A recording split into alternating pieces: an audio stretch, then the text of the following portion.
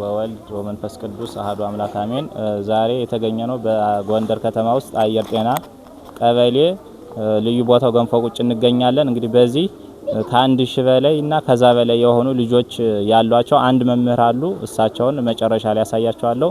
ስለዚህ ከ1000 በላይ ልጆች ያሏቸው ምንድነው የሚያስተምሩ፣ እንዴት ነው የሚያስተምሩ፣ መምህሩስ ምን አይነት ናቸው የሚለውን በቦታው ተገኝቼ ያው ከኋላ የምታዩት 1000 እና ከዛ በላይ ነው። እንዲያውም በትክክል አልተቆጠርም፣ ቢቆጠር ከ1000 በላይ ስለሆነ እና እንዴት ነው የሚያስተምሩ፣ እንዴት ነው ኑሯቸውስ፣ እንዴት ነው በተማሪዎች ልክ ነው የሚከፈላቸው ወይ የሚለውን አንዳንድ ጥያቄዎችን በእሳቸው በኩል መልስ እናገኛለን ማለት ነው።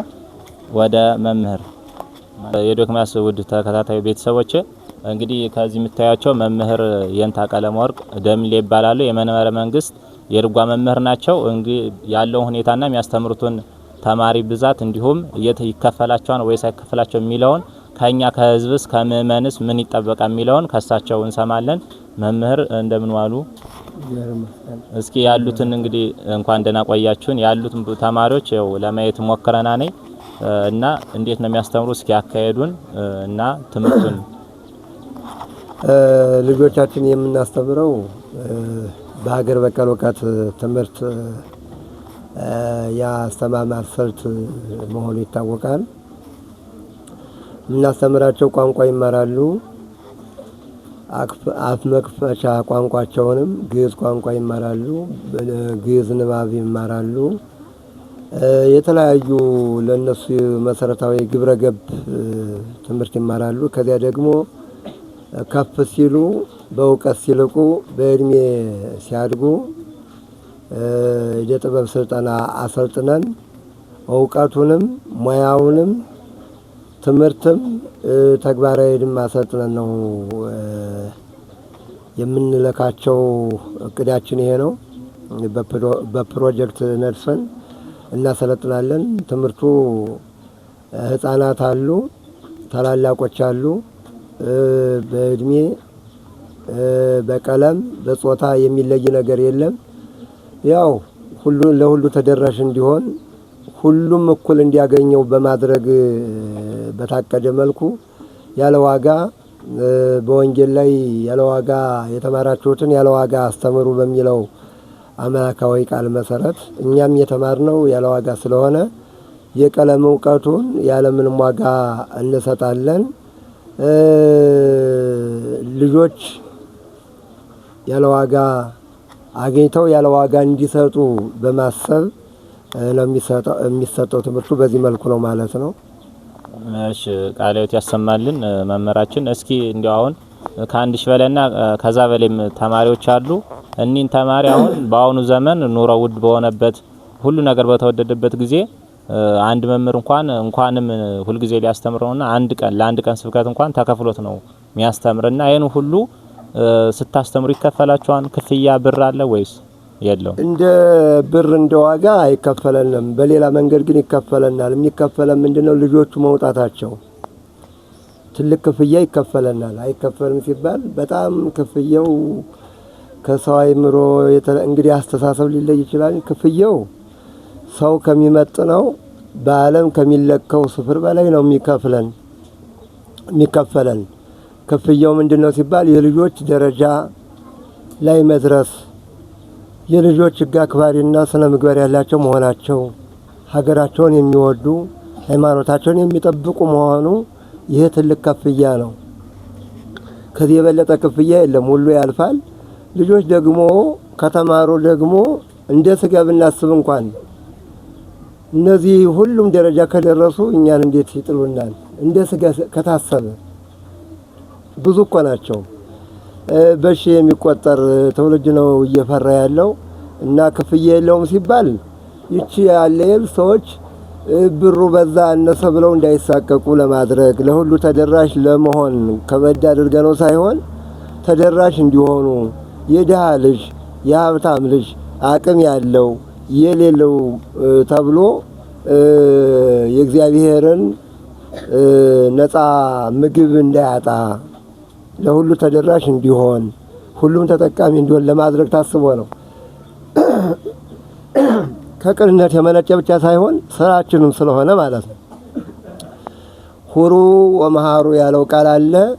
ለሰው ከማድረግ የበለጠ ስራ ስለሌለ ያለ ዋጋ ስጡ የተባለውም እንዳለ ሆኖ ገቢ እንዴት ታገኛላችሁ ከተባለ በዚሁ አጋጣሚ ገቢ ማግኘት የምንችለው መጀመሪያ የሰው ኃይል የተማረ የሰው ኃይል ካፈራን በኋላ አደራጅተን በተለያየ የዕደ ጥበብና ተግባረ እድ ሙያ አሰልጥነን ከዚያ በኋላ ከልጆቻችን የሰው ኃይል ስለሚቀድም የተማረ የሰው ኃይል መቅደም ስላለበት እንጂ እንዲሁ ዝም ብለን እያስተማርን እንኖራለን ማለት አይደለም። በጎን ተግባረ እድ አለ። ከትምህርት ቤቱ ውጭ ያሉ አቅም ኑሯቸው ደሞዝ ያላቸው ገቢ ምንጭ ያላቸው አለን። ልጆች ግን መንፈሳዊ ትምህርት የሚማሩትን አገር በቀል እውቀት የሚማሩትን ግን በፍጹም ራሳቸው ወላጆች ለልጆች ወንበር፣ ለልጆች መቀመጫ ወንበር፣ ለልጆች መጠለያ ከፈለጉና ለልጆች ፍጆታ የሚውል ነገር ራሳቸው ፈቅደው ልጆቻችን እንዳይጎዱብን ብለው ካላመጡ በቀር ይህን ካላመጣ አትማርም ትባረራለህ የሚል የለም እና በዚህ እንዲታሰብ ነው ወንድማችን። እሺ ቃልዎት ያሰማልን። እንግዲህ በአሁኑ ዘመን በጣም ይከብዳል። ያለምንም ክፍያ በነፃ ይሄን ያህል ሁሉ ተማሪ ለሰው ለህዝብ ለትውልድ ክርስትና ኦርቶዶክስ ተዋህዶ ወደፊት እንዲቀጥል የአባቶቻችን የሊቃውንትን ፈለግ ተከተል የሐዋርያትን ፈለግ ተከተል እንዲህ በነፃ ማስተማሩ ቀላል አይደለም። ምንም 5 ሳንቲም የሚከፈላቸው ነገር የለም። ነገር ግን በዚህ አጋጣሚ ምእመናን፣ የወላጆች ቤተሰብ እንዲሁም መልካም የሆናችሁ ደጋግ ክርስቲያኖች ማንኛውንም ለጉባኤው የሚያስፈልጋ የምትሉትን ማምጣት ትችላላችሁ እና በነፃ ነው የሚያስተምሩ። ምንም ብር እንደማይከፈላቸው ይሄን በጥብቅ ማወቅ ይገባናል ማለት ነው። እሺ እንታ እስኪ አሁን ብዙ ተማሪዎች አሉ እኔ ዜማ፣ ውዳሴ ማርያም፣ ዳዊት፣ መልካ እንዲህ ሁሉንም ይማራሉና መልካ ይማራሉና ከዛ በተጨማሪ ሌላ የሆነ ጥበብ የሚማሩት ነገር አለ። ለምሳሌ መግቢያ ላይ ስገባ ያያዩዋቸው ነበር። የሆነ ሚስሉት አለ ቅርጻ ቅርጽ የሆነ ጥበብ የሚሰራ ስራ አለና ያንስ በጎን ያስኪዳሉ።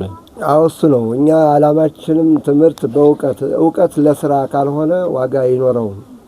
አንዳንድ ጊዜ ሰው የሚሳሳተው ምን ላይ ነው? የቀለም ትምህርት ብቻ ላይ ትኩረት ያደርግና ተግባረ እድ ላይ ትኩረት ካላደረገ ሰው የሚማረው ተምሮ ለመስራት ነው። ተምሮ ካልሰራ አንድ ነገር ካላሳየ የትምህርት ዋጋ ያጣልና ልማትን ከእውቀት ስነ ምግባርን ከሃይማኖት ትምህርት ተግባረ እድን እንዲሁ ከቀለም እውቀቱና ከስነ ምግባሩ ትምህርት ጋር በማዛመር ስለሆነ አሁን እኛ ጥጥ ፈታዮች ከቤት የቤትም ቤቶችን አደራጅተን የጥጥ ፈተላ ስራ የትምህርት ቤቱ ይገዛላቸዋል። ባለችን አቅም እንገዛለን። እነሱ ፈትለው ትርፉን ለራሳቸው ያደርጋሉ። የተገዛችበትን መልሰው እንደገና ጥጥ ተገዝቶ ይሰጣቸዋል። በዚህ ስፌት፣ የስጦታ እቃዎች፣ የጥጥ ፈተላ ቀጭን ፈትለው ማሰራት የሚችሉት ኩታ ሰርተው እንዲያተርፉ ለማድረግ ለመጥቀም ተደራጅተው እየሰሩ ነው። ትምህርት ቤቱ አደራጅቷቸው ማለት ነው። እነዚህም እገዛ ይፈልጋሉ። በእርግጥ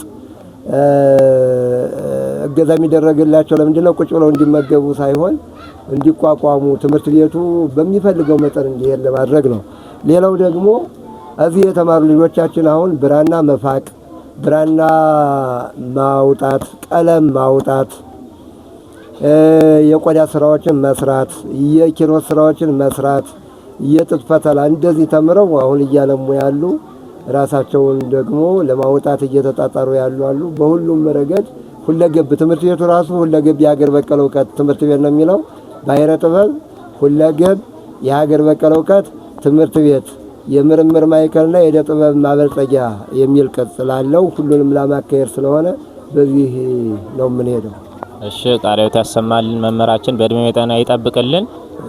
መልካም ነው እንግዲህ ከዚህ በኋላ ያለውን መምህራችን እንደነገሩን ስራቸውንም የመምህሩ ፍሬዎችንም በመቀጠል ምን ላይ እንደደረሱ ተማሪዎችን በሚቀጥለው ቪዲዮ አሳያቸዋለሁ ማለት ነው። የንታን ማግኘት የምትፈልጉ ከታች ስልካቸውን አካውንት አላችሁ አይደል? የንታ አካውንት ገና አልከፈትንም። በራሳችን አካውንት ካልሆነ በቀር እሺ አካውንታቸውንም አለ ከሁሉንም ከስራ አስቀምጣላችኋለሁ። የደገፋችሁ የደወላችሁ አይዞት ማለት ይገባናል ማለት ነው። እግዚአብሔር አምላክ በእድሜ ጤና ይጠብቅልን። እንደዚህ አይነት መምህራኖችን እግዚአብሔር አምላክ ያብዛልን። እግዚአብሔር ይስጥልን። አሜን።